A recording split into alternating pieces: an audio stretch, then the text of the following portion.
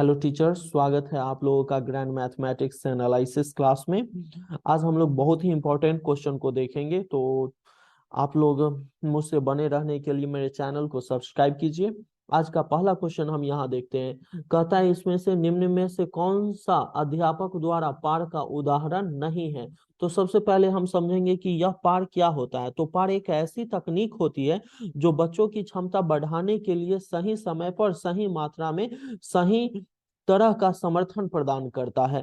जैसे बच्चों को हम संकेत देते हैं या आवश्यकता पड़ने पर उसकी सहायता करते हैं, तो यह जो है सो मेरा पार का उदाहरण हो जाता है। तो यहाँ एक नंबर में कहता है अनुकरण के लिए कौशलों का प्रदर्शन करना, बी में रटना, सी में इशारे संकेत और डी में सहपाठियों संग साझा शिक्षण। तो यहाँ पे अनुकरण के लिए कौशलों का प्रदर्शन करना जो है, यह जो है बच्चा को हम हिंट्स दे रहे हैं। इसके माध्यम से इशारे और संकेत के माध्यम से भी हम बच्चों को हिंट्स देते हैं। और सहपाठियों संग साझा शिक्षण, यह भी जो है सो पार का उदाहरण है। इसलिए यहाँ पे इसका आंसर जो हो जाएगा, यह हो जाएगा मेरा बी नंबर, रटना।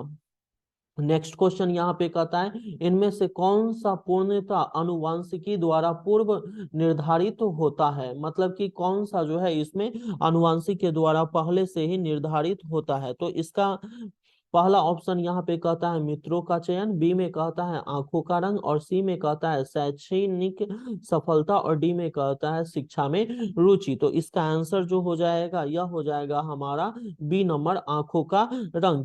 क्योंकि मानवों में आंखों का जो रंग होता है वह एक से अधिक जीन के प्रभावित होने से होता है। क्वेश्चन नंबर 3 यहाँ से बोलता है निम्न में से कौन सी शिक्षा शास्त्रीय पद्धति संरचनावादी कक्षा के लिए उपयुक्त नहीं है। तो सबसे पहले हम जानेंगे यह संरचनावादी कक्षा क्या होता है। तो संरचनावादी कक्षा जो होता है वह छात्र प्रश्न और उसकी रुचि पर केंद्रित होता है। मतलब कि छात्र और जो प्रश्न पूछेंगे और बच्चा की रुचि भी हमें इसमें देखना पड़ता है।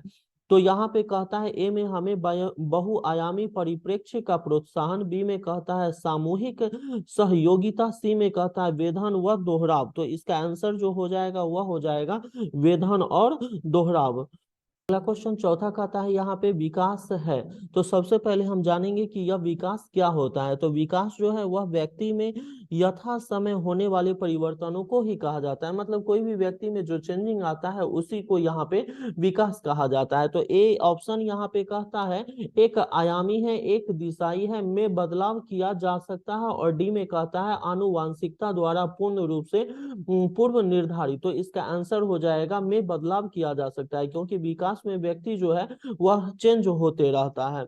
अगला नंबर 5 यहाँ पे कहता है सीखने की वह प्रक्रिया क्या कहलाती है जिसमें बच्चे स्कूल जैसे सामाजिक संस्थाओं में प्रवेश करके सीखते हैं। ए में यहाँ पे कहता है परिपक्वता, बी में कहता है निष्क्रिय समाजीकरण, सी में कहता है प्राथमिक समाजीकरण, और डी में कहता है द्वितीयक समाजीकरण। तो इसका आंसर जो हो जाएगा यह हो जाएगा हमारा द्वितीयक समाजीकरण, क्योंकि सीखने की वह प्रक्रिया द्वितीय समाजीकरण कहलाती है जिसमें बच्चे स्कूल जैसे सामाजिक संस्थाओं में प्रवेश करके सीखते हैं। तो इसलिए इसका आंसर जो हो जाएगा यह हमारा हो जाएगा द्वितीयक समाजीकरण।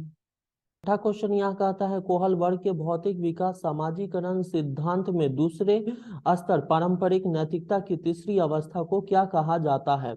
ए में कहता है यहाँ आज्ञा पालक और दंड अभिविन्यास, बी में कहता है अच्छा लड़का और अच्छी लड़की अभिविन्यास, सी में कहता है कानून और आदेश पालक अभिविन्यास, डी में कहता है सामाजिक समझौते और व्यक्तिगत आधार अभिविन्यास। तो इसका आंसर जो हो जाएगा यहाँ पे हो जाएगा हमारा बी नंबर, अच्छा लड़का और अच्छी लड़की अभिविन्यास।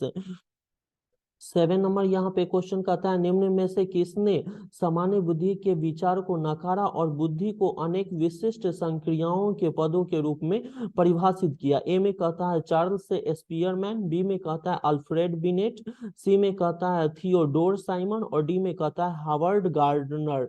तो हावर्ड गार्डनर जो है वह कहे थे बहुबुद्धि के सिद्धांत के अनुसार, मतलब हार्वर्ड के बहुबुद्धि सिद्धांत के अनुसार लोग उन सारी बुद्धि के साथ पैदा नहीं होते हैं जो उनके पास वर्तमान समय में होते हैं, ऐसा हार्वर्ड गार्डनर बोले थे। तो इसलिए इसका आंसर जो हो जाएगा यहाँ पे डी नंबर हो जाएगा। अगला नंबर क्वेश्चन कहता है लड़कियों को गुलाबी कपड़े और गुड़ियों से जोड़ा जाता है।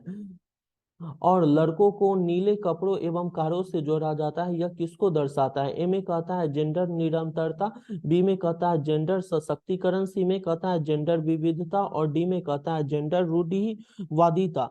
तो यहाँ पे हम देख रहे हैं लड़कियों और लड़कों के बीच जो है वह तुलना किया जाता है, उसका अंतर बताया जाता है कपड़ा के माध्यम से, गुड़िया के माध्यम से, कार के माध्यम से। तो यह जो है यह जेंडर रूढ़िवादिता का उदाहरण है, इसलिए इसका आंसर जो हो जाएगा यहाँ पे डी नंबर हो जाएगा। नेक्स्ट 9वां क्वेश्चन यहाँ पे कहता है वाइगोत्स्की के सिद्धांत के अनुसार निजी संवाद क्या है?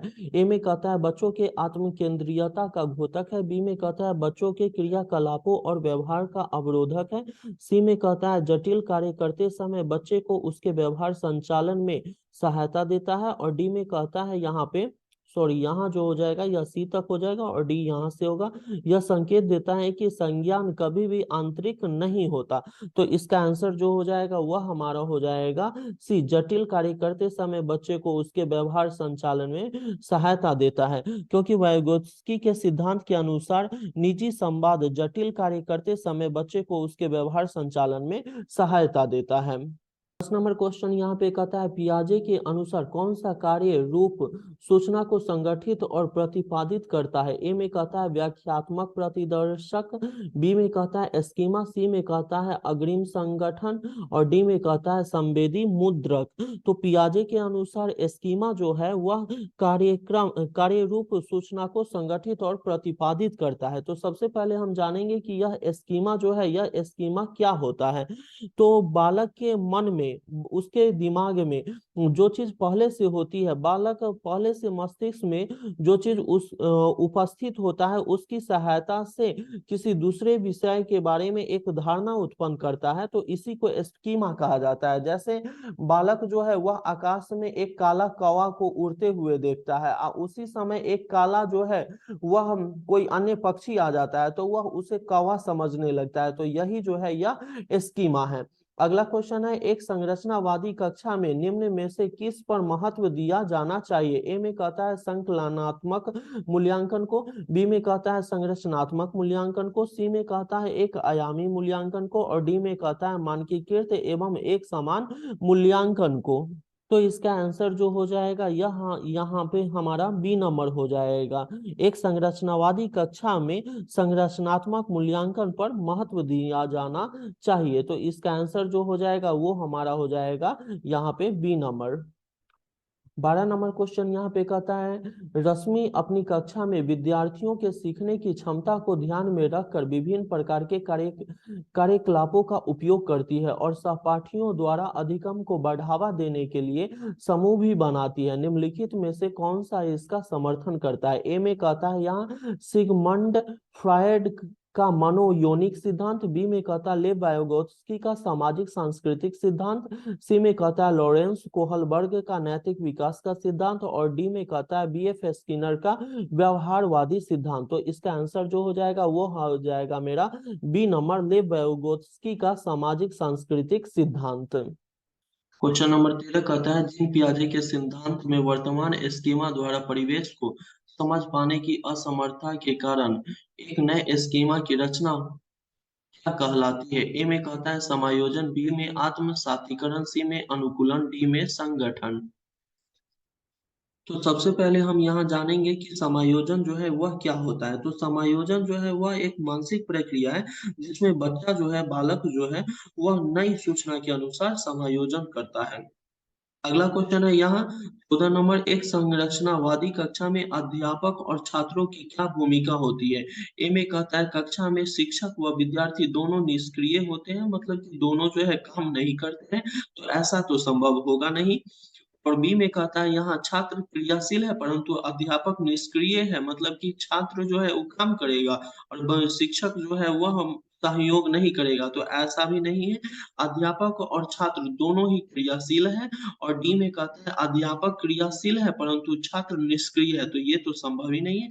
तो यहाँ पे जो है संरचनावादी कक्षा में वह अध्यापक और छात्र जो है दोनों जो सक्रिय रहते हैं, दोनों जो है वह क्रियाशील होते हैं, एक्टिव रहते हैं।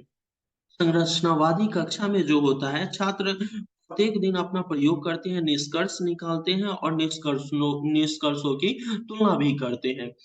15 नंबर क्वेश्चन यहाँ पर आता है, खुशबू कक्षा में दी गई किसी भी समस्या को सुलझाने के लिए अलग-अलग तरीकों के बारे में सोचती है। यह निम्न में से किसका प्रतीक है? ए में कहता है मानसिक क्षति का, बी में कहता है यहाँ पे कम बोधगम्यता का, सी में कहता है अभिसारी सोच का और डी में कहता है अपसारी सोच का।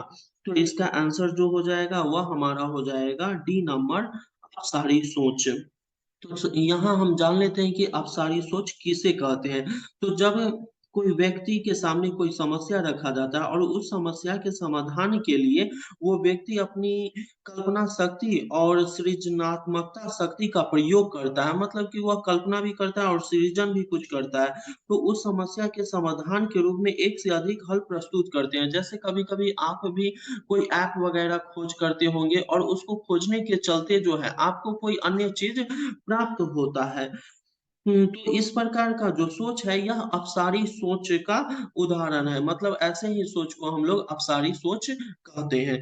यदि टीचर्स आप लोगों को मेरा वीडियो अच्छा लगा हो तो मेरे वीडियो को लाइक कीजिए और चैनल को अभी तक आपने सब्सक्राइब नहीं किया है तो प्लीज़ आप सब्सक्राइब कीजिए ताकि आपको इसी तरीके का क्वेश्चन अगले वीडियो में मिलता रहेगा। और यदि आप शेयर करना चाहते हैं तो इसे शेयर भी कर सकते हैं। तो मिलते हैं हम नेक्स्ट वीडियो में।